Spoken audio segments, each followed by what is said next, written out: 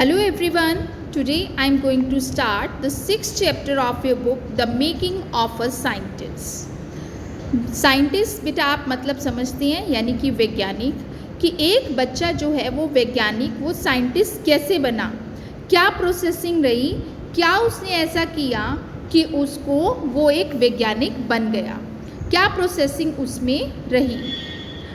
Richard E bright has received the Searle Scholar Award and the Schering Plough Award for Biochemistry and Molecular Biology. It was his fascination for butterflies that opened the world of science to him. Richard a bright वो जो थे उन्हें 2 awards मिले थे biochemistry और molecular biology के लिए. और ये अवार्ड्स क्यों मिले थे? क्योंकि वो बहुत ज़्यादा बटरफ्लाइज के लिए अट्रैक्टेड थे और उन्हीं से रिलेटेड उन्होंने बहुत सारे रिसर्चेस की जिसकी वजह से वो साइंस की तरफ अट्रैक्ट होते गए और एक साइंटिस्ट बन गए. How he became a scientist, let's read from the chapter. At the age of 22, a former Scout of the Year excited the scientific world with a new theory on how cells work. At the age of 22, 22 वर्ष की उम्र में एक scout of the year, जो वर्ष के scout थे, scout समझते हैं, जो जिसको कोई भी हैपनिंग जो इवेंट्स होते हैं उनके ऊपर नज़र रखने के लिए जो नज़र रखता है, तो उसने पूरे वर्ल्ड को, साइंटिफिक वर्ल्ड को, साइंस का जो वर्ल्ड था उसे बहुत ज़्यादा उत्सुक कर दिया with a new theory on how cells work. उसने अपनी एक नई थियोरी दी कि सेल्स कैसे काम करते हैं, शरीर में कोशिकाएं जो हैं वो कैसे काम करती हैं, मतलब कोई भी कोशिकाएं. Richard H a bright and his college roommate explain the theory in an article in the proceedings of the national academy of science. अब रिचर्ड ए ब्राइट और जो उनके कौन थे, उनके रूममेट थे, उन्होंने एक आर्टिकल में अपनी थ्योरी को एक्सप्लेन किया. आर्टिकल में क्या था? Proceedings of the national academy of science में एक आर्टिकल था, उसमें उन्होंने अपनी थ्योरी को रखा. It was the first time this important scientific journal had ever publish the work of college students. वो कहते पहली बार ऐसा हुआ था कि साइंटिफिक जर्नल क्या होते हैं बेटा? मैगजीन्स हों, जो मैगजीन्स होती हैं जिनमें लेटेस्ट डिस्कवरीज, रिसर्चेज जो हैं वो मेंशन की जाती हैं. अलग से साइंस के जर्नल्स होते हैं, वो मैगजीन और न्यूज़पेपर्स रहते हैं. तो उसमें पहली बार ऐसा हुआ था कि कॉलेज स्टूडेंट की वर्क को पब्लिश किया गया था. It means there was something special in that work. कहीं कुछ खास बात थी तभी उन्होंने कॉलेज स्टूडेंट के वर्क को उसमें पब्लिश किया था. अदरवाइज़ वो क्या करते थे, जो बड़े साइंटिस्ट होते थे उन्हीं की बातें वहाँ पर पब्लिश की जाती थी.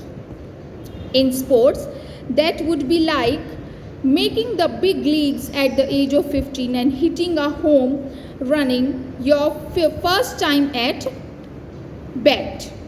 वो क्या कह रहे हैं कि अगर स्पोर्ट्स होता तो वहाँ पर that would be like making the big leagues at the age of 15. ये ऐसे होता है जैसे कि बहुत बड़ी लीग जो है आपने हिट कर ली. कब? जब आप 15 वर्ष की उम्र में थे. And hitting a home run your first time at bat. और ये इस तरह से भी था जैसे कि बेसबॉल के गेम में कोई होम रन ले लेता है फर्स्ट टाइम बैट से. अब आपको होम रन पता होना चाहिए बेटा. देखिए यहाँ मेंशन है, home run in the game of basketball is when the batter scores a run after running safely around all bases and back to home plate without stopping. Home run baseball में क्या होता है कि जब कोई bat जो करता है, जो बॉल से उसने हिट किया, उसके बाद एक रन स्कोर करता है, सेफली सभी बेसिस में भाग करके जाता है, वापस अपने होम प्लेट पर आ जाता है बिना रुके. A ball hit out of the playing field is also called a home run. और अगर कोई बॉल प्लेइंग फील्ड से बाहर चली जाती है तो उसे भी होम रन बोला जाता है. Getting a paper publish at the age of 15 in a scientific journal is here compare to scoring a home run while batting for the first time.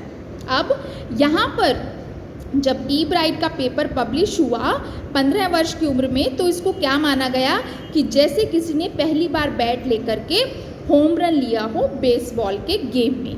I think आपको अब ये क्लियर है कि baseball के game में जैसे कि एक होम रन लेना होता है, उतनी ही बड़ी अचीवमेंट क्या थी रिचर्ड ए ब्राइट के लिए, उसका आर्टिकल उसमें पब्लिश होना, ये इतनी ही बड़ी अचीवमेंट थी। It was the first in a long string of achievements in science and other fields.